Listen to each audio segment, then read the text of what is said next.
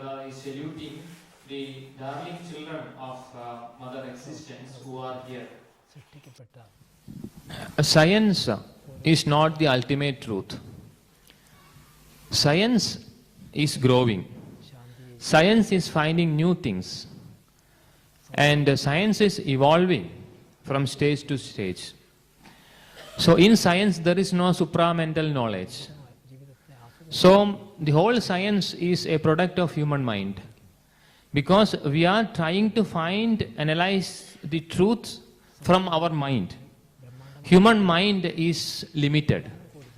So the science we find is connected with the capacity of human mind. So the truth of existence is beyond the capacity of human mind, what we call supramental truth.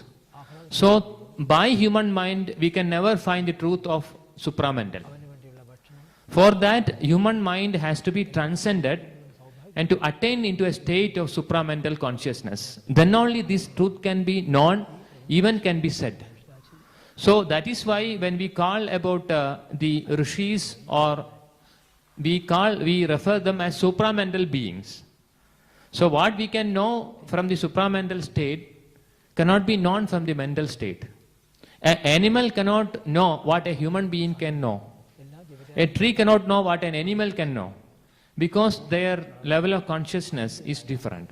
So what a supramental being can see cannot be seen by a mental being, by a human being. So science is a product of human mind. Only when a human being has crossed the level of mind and attained the supramental level, then science is applied, then that scientific result will be the perfect truth. Till then we have to wait till say a great total yes to science. Because it is already said that we don't have the real knowledge. Our knowledge, everything is partial. So this Paravidya is not with us. So only when this awakened knowledge, this soul knowledge is there, we can see the truth. So what is our life? What is mother? What is woman? What is nature? What is the aim of life? So how we should live here? This all closely connected with this inner awakening or inner knowledge, inner light. So we don't have that light. So all these things is various aspects of that.